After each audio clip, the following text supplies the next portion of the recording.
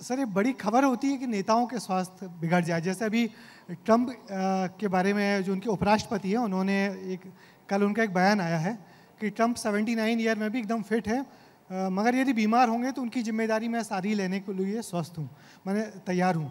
तो नेताओं का बीमार होना बड़ी खबर क्यों हो जाती है? ये जिम्मेदारी जनता की दी हुई जिम्मेदारी है। हमारे व्यक्तिगत पारिवारिक जीवन में उसका ज़्यादा महत्व भले ना हो, लेकिन सार्वजनिक जीवन में आपकी अनुपस्थिति का और आपकी उपस्थिति का दोनों का भी फर्क पड़ता है। हम भले कोई निर्णय की स्थिति में उस समय ना हो, लेकिन जो रोज़मर्रा के काम है, जो छवि है, उसमें लोग जनप्रतिनिधि को, और खासकर अगर कोई मंत्री है तो उसकी उपस्थिति को चाहते हैं कि वो रहे। और इसलिए मुझे लगता है कि निजी जीवन में भले उसकी बीमारी का बहुत फर्क ना पड़े, लेकिन सार्वजनिक जीवन में उसकी उपस्थिति और उसकी अनुपस्थिति का फर्क पड़ता है। नहीं, ये तो निश्चित है कि आप लोग बहुत व्यस्त ज़िंदगी जीते हैं और हम हर आदमी आपसे अपेक्षा करता है। हमने भी आपसे अपेक्षा की आप सुबह आ जाएं, टाइम पे आ जाएं। कई आपके शेड्यूल और होते हैं, हर आदमी अपेक्षा करता है कि आप समय दें, मिलें। तो इस तनाव को आप सब कैसे झेल पाते होंगे, कैसे सबको अकोमोडेट करते हैं? देखिए, परिवार तो सहमत हो जाता है। जब आप सार्वजनिक जीवन में जाते हैं तो सबसे पहले तो वो परिवार ही भुगतता है जी। तो परिवार ही तय करता है कि हमें तो इसी के साथ चलना है, जो अच्छा करे बुरा करे, कैसे आए कैसे जाए। मतलब मैं अपना अनुभव बताता हूँ। मेरी माताजी से किसी ने कहा, मैं छात्र जीवन से जिस प्रकार की राजनीति थी उसको सभी जानते हैं, आप भी जानते हैं, बाकी लोग भी जानते हैं, नए लोग नहीं जानते होंगे। तो मेरी माताजी से लोगों ने कहा कि आपको फ़र्क नहीं पड़ता कि जब ये सब करते हैं, मुकदमे बनते हैं, जेल जाते हैं और अनिश्चितताएँ रहती हैं। मेरी माँ बहुत पढ़ी लिखी नहीं है, लेकिन उन्होंने एक बात बड़ी सरल भाषा में कह दी, भैया उन्हें तो मानना नहीं है, तो हम लोगों ने तय कर लिया है, जैसा वो है उसमें हम उनके साथ हैं। तो परिवार कमोबेश सार्वजनिक जीवन में जो लोग रहते हैं, उनका परिवार तो मान लेता है कि भाई हम तो अपने उस परिस्थिति में उसके साथ हैं, लेकिन सार्वजनिक जीवन में उसकी जब तक छवि नहीं बन जाएगी तब तक वो हर पल परीक्षा देता है, हर दिन नहीं, हर पल। और इसलिए उसकी किसी भी अनुपस्थिति का क्या अर्थ लिया जाएगा, ये कहना बहुत कठिन है। कोई कहते मैं बीमार हूँ, आप अर्थ लगा लें कि साहब बीमारी का बहाना बना लिया, तो वो सफाई भी नहीं दे पाता। तो सार्वजनिक जीवन में ये तकलीफ़ें हैं, इसलिए ये चुनौती है। अगर हाँ साख है, और साख कोई 2 दिन में तो नहीं बनती है, उसके लिए तो समय चाहिए। बिल्कुल। मगर इस तमाम व्यस्तताओं के बाद भी आप लोग कैसे अपनी हेल्थ पे कैसे कितना ध्यान दे पाते हैं और उसके लिए कैसे तैयारियां करते हैं? मुझे लगता है कि मूल्यों की राजनीति करने वालों के लिए ये बहुत सामान्य बात है। शरीर स्वस्थ होगा तब आप दूसरे का मदद कर पाएंगे। मैं आपदाओं में काम करने वाला व्यक्ति हूँ। मैं हमेशा की बात कहता हूँ कि शरीर को स्वस्थ रखो। अगर कोई परिस्थिति आए, यहाँ पर भी कोई डिजास्टर हो, तो मैं मंत्री के नाते नहीं बचूंगा। अगर होगा तो सबके साथ होगा। और बीमारी भी मंत्री देख के नहीं आएगी, किसी को देख कर नहीं आएगी। इसलिए बीमारी और दुर्घटना वो सब पर आनी है। आप अगर उससे बचे रहोगे तो फिर मदद कर पाओगे, अन्यथा कोई दूसरी तुम्हारी मदद करेगा। तो यदि आप ये चाहते हो कि हम किसी भी परिस्थिति में अपना सबल नेतृत्व दें, तो भगवान से भी मांगना चाहिए और खुद से भी ये बात तय करना चाहिए कि मैं नेतृत्व करने के लायक मेरा शरीर है, मेरा मन है, मेरी बुद्धि है। ये तीनों चीज़ें होनी चाहिए। तो बीमारी है तो इलाज है और डॉक्टर हैं तो इलाज है, इसलिए हमने डॉक्टर कॉन्क्लेव किया है। पहला जी पूछे कि आप फिट रहने के लिए या तरोताज़ा ऐसा रहने के लिए आप क्या करते हैं दिन भर? मैं बहुत चिंता नहीं करता, लेकिन मैं स्पोर्ट्समैन रहा हूँ, तो चलने में विश्वास करता हूँ। भोजन को से अगर मान लो मैं नहीं चल पाता तो 1 बार खाऊंगा, 2 बार नहीं खाऊंगा। लेकिन मैं कोई भय के कारण नहीं करता कि डाइट कंट्रोल कर लो और ऐसा हो जाए और वैसा हो जाए। ये फालतू काम में मैं नहीं पड़ता। जो बहुत पैरामीटर्स बताए जाते हैं, डॉक्टर्स बैठे हैं, बुरा ना माने, ये बहुत सारी चीज़ें बताते हैं, मैं ऐसी बातों को नहीं मानता हूँ। लेकिन मैं संयमी जीवन का पक्षधर हूँ। अब आप श्रम नहीं कर पा रहे हैं तो भोजन को आधा कर दीजिए, एक सिंपल सी थ्योरी है। तो मैं उस आधार पर अपने जीवन को ठीक रखता हूँ। शाम को चलता हूँ, बहुत कुछ ज़्यादा नहीं कर पाता, लेकिन कुछ चीज़ें नियमित करता हूँ। ध्यान कर लेता हूँ, बाकी भोजन का संयम है, बाहर नहीं खाता हूँ, लहसुन प्याज खाता नहीं हूँ, तो कुछ खाने का सवाल नहीं है।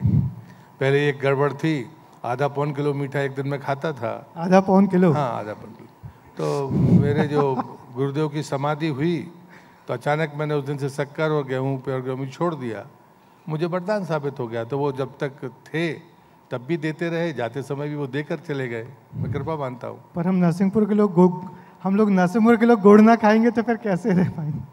नहीं, गुड़ खाता हूँ। शक्कर छोड़िए, गुड़ नहीं छोड़ा। अच्छा, मगर एक जो अभी हम सब सारे डॉक्टर्स को सुन रहे थे, सबने कहा कि एक नियमित दिनचर्या तो होना चाहिए, मगर एक बड़ी दुश्मन है जो चाय। और मुझे लगता है कि आप लोगों को दिन में 25-50 जगह जाना पड़ता है और हर जगह चाय ऑफर तो की जाती है, उस चाय से कैसे बचते हो?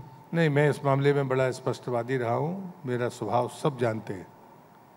मैं किसी की मर्जी से खाने का काम नहीं करता। मेरे गुरुदेव कहते थे कि भोजन और भजन ये तुम्हारे हैं, बाकी जीवन भले से दुनिया का हो। तो भोजन और भजन ये मेरी मर्जी से, बाकी सब दुनिया की मर्जी से। तो कुछ शेड्यूल पालन कर पाते हैं खाने पीने का कि कब किस वक्त खाना है, सुबह किस समय खाना है, शाम के किस वक्त खाना है? नहीं, एक मैं व्रत बहुत करता हूँ। तो हाँ, व्रत बहुत करते हैं। तो 8 बजे के बाद पूजन करके खाता हूँ, ज़्यादा लेट खाता नहीं। लेकिन कभी नहीं खाया तो लेट खाने में मुझे कोई दिक्कत नहीं है। तो मेरे गुरुदेव मुझे ऐसा जीवन बना के गए हैं कि मैंने सुबह 5 बजे भी भोजन किया है, ऊपर 3 घंटे सो गए और फिर दूसरे काम में लग गए। लेकिन ये एसिडिटी हमको कभी नहीं हुई। हाँ। सुबह 5 बजे खा रहे हैं, 6 बजे खा रहे हैं, 3 बजे खा रहे हैं। मुझे लगता है कि जो डॉक्टर साहब वगैरह जो लोग बोलते हैं आप लोग कि वो जो 14 और 16 घंटे की फास्टिंग है, अगर वो साइकिल पूरा हो रहा है तो आप कितने बजे भी खाइए, आपको कुछ होने वाला नहीं है। तो मुझे वो बाद में समझ में आया, ये परिभाषा मुझे समझ में नहीं आती थी। लेकिन हम जब आसन पर रहते थे तो खुद ही मेहनत करते थे और पता चला कि सुबह हो गई सत्संग में तो सुबह रात का भोजन सुबह 6 बजे हो रहा है। पर जो होता ये था कि पूरे 24 घंटे में पता चला कि 22 घंटे कुछ खाए ही नहीं, तो वो चल जाता था। मगर एक और बड़ी चीज़ अभी डॉक्टर्स के डिस्कशन से निकल के आई कि आज की ज़िंदगी में तनाव बड़ा घातक है, और मुझे नहीं लगता कि नेताओं से बड़ा और आप लोगों से बड़ा तनाव किसी के पास होता होगा। बड़े बड़े उतार चढ़ाव, झटके, टिकट मिलना नहीं मिलना, चुनाव जीतना हारना, वो जो तनाव होता है, तो उन तनाव को कैसे आप झेल पाते हैं या कितना तैयार रहते हैं झेलने के लिए? झेल चुके तब तो इतनी उम्र में स्वस्थ है। अब इतने इसके बाद तो कोई तनाव आना नहीं है जितना तनाव लोग कहते हैं। मैं तो कभी तनाव में रहा नहीं। मैं भाग्यशाली लोगों में हूँ, कभी टिकट मांगने गया नहीं। मेरे क्षेत्र एक रहे नहीं, हारने का कभी डर नहीं रहा, हारने सदैव तैयार रहा हूँ। देखिए, हारने का भय ना हो तो कोई तनाव नहीं है। अच्छा। हारने का भय है तो दारू भी बांटोगे, पैसा भी बांटोगे, झूठ भी बोलोगे, पाँव भी पड़ोगे, पता नहीं क्या क्या करोगे। तो मैं अगर आपको हारने का भय नहीं है, हाँ, तो सब पर कोई तनाव नहीं है, बढ़िया मस्त रहिए। मैंने कमाल है, आप भी इतनी साफ साफ बातें कर देते हैं कि इतनी, गालिब ने लिखा था कि मुश्किलें इतनी पड़ी कि आसान हो गई। आपका कोई एक क्षेत्र रहा नहीं, आपने मध्य प्रदेश के 3, 4, 5 जगहों से लोकसभा के चुनाव लड़ लिए, नई जगह से विधानसभा का चुनाव लड़ लिए। तो मगर फिर भी आपने पूरा प्रदेश तकरीबन घूमा हुआ। हम यहाँ हेल्थ कॉन्क्लेव के लिए बात कर रहे हैं, तो पूरे प्रदेश में जो स्वास्थ्य सुविधाओं की हालात हैं, सामने हमारे मंत्री जी बैठे हैं, राज्य मंत्री जी राजेंद्र शुक्ला जी भी यहाँ आने को थे मगर किसी नहीं आ पाए। मगर आपको क्या लगता है कि जो स्वास्थ्य सुविधाओं के स्तर पर मध्य प्रदेश किस जगह पे और कितना कुछ किया जाना बाकी है अभी? देखिए, उसमें करने की गुंजाइश है, इसे स्वीकार करने में हमको कोई आपत्ति नहीं।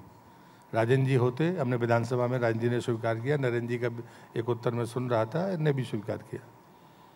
लेकिन जो होना था, जब हमको समय मिला, हमने क्या किया और बाकी लोगों ने क्या किया। आप मेडिकल कॉलेज हो, मैं अच्छे से ध्यान में भारत सरकार की बात करता हूँ। प्रधानमंत्री जब 2014 में बने तो उन्होंने 3 मैप बनाई। 3 लोकसभा के बीच में एक मेडिकल कॉलेज होना चाहिए पहले चरण में, और वो डेजिनेटेड बाकायदा डिमार्केशन के साथ में हुए वो। फिर उन्होंने कहा कि दूसरे चरण में आपको डिस्ट्रिक्ट में मेडिकल कॉलेज बनाना चाहिए, तो जो आपकी डिस्ट्रिक्ट हॉस्पिटल है उसको मेडिकल के लिए बुक कर दीजिए। फिर आपकी पीएससी की तरफ आप जाइए। ये उन्होंने एक मॉडल बनाया। फिर राज्य ने कुछ मॉडल को उस पर क्लब किया और आज वो नंबर बढ़ गया। लेकिन जो चैलेंज था, वो चैलेंज किसी ने इसके पहले एड्रेस नहीं किया कि आप कॉलेज तो खड़ा कर दो, कोई फैकल्टी आपके पास है नहीं। एक फैकल्टी है जो 3-3, 4-5, 5-5 कॉलेजों में उनके नाम लिखे हुए हैं, वो जाते नहीं हैं, दस्तखत करने का पैसा लेते थे, ये मुझे अच्छे से पता है। और इसलिए मुझे लगता है कि ये जो चीज़ें थी, उसको चैलेंज को अगर किसी ने एड्रेस किया तो देश के प्रधानमंत्री ने किया। उसने कहा कि पहले पीजी की सीट बढ़ाओ, और एक पीजी की सीट में कितने करोड़ रुपए देने पड़ते हैं, ये डॉक्टर से पूछो जो बेचारे करके बैठे होंगे। और जो 2-2, 5-5 करोड़ रुपया देगा तो वो कमाएगा, पर सेवा कैसे करेगा? तो चैलेंजेस तो बहुत सारे हैं। यदि हमारे पास इंफ्रास्ट्रक्चर है तो मैन पावर नहीं है, मैन पावर है तो वो गांव में जाने के लिए तैयार नहीं है। मुझसे कोई कहता है कि इस डिस्पेंसरी में डॉक्टर नहीं है, तो मैं उससे ये नहीं कहता कि मैं करवा दूंगा, मैं कहता हूँ तुम्हारा कोई रिश्तेदार है, तुम नाम बताओ, पोस्टिंग में करा दूंगा। वो सहमत है क्या गांव रहने के लिए? वो गांव में रहने के लिए तैयार नहीं है। मेरा बेटा होगा तो मुझे दिल्ली और मुंबई और भोपाल और इंदौर में पोस्टिंग चाहिए, और गांव में जाके नेतागिरी करता हूं मैं। ये कॉन्ट्राडिक्शन नहीं चलेगा। और इसलिए जब एक व्यापम का सबने विरोध किया, बिल्कुल। जब मैंने कहा था तो मैंने मानवीय आधार पर कहा था, मेरा ही एकमात्र बयान था, जिसकी लोगों ने तो मन ही मन खूब गालियाँ दी होंगी मुझे, लेकिन मैंने कहा था कि इनको डिफेंड करना चाहिए। उनके प्रवेश का तरीका गलत हो सकता है, लेकिन उनने 5 साल अगर एक इंस्टीट्यूशन में पढ़ लिया, उनके माँ बाप ने इन्वेस्ट कर दिया पैसे को, तो आखिर वो हैं तो डॉक्टर ही ना। प्रवेश का तरीका गलत होगा, गलत करने वालों को सजा मिलनी चाहिए। लेकिन कोई आदमी 5 साल मेडिकल कॉलेज में पढ़ा है तो वो कॉम्पिटेंट मेडिकल ऑफिसर है। आप उसको समझौता करो कि तुमको 20 साल ग्रामीण क्षेत्र में ही रहना होगा, जो तुम्हारी सजा है, लेकिन उसकी डिग्री छिन जाने दो, ये तो राज्य का नुकसान है। तो ये से मैं किसी की वकालत नहीं कर रहा, लेकिन अगर हमें कमियों को पूरा करना है तो हमको कुछ बेहतर तरीके से सोचना होगा। कोई उंगली उठाएगा, ये व्यापम के लोगों की पैरवी करे, फालतू बातें नहीं, ऐसे चलती रहेंगी बातें।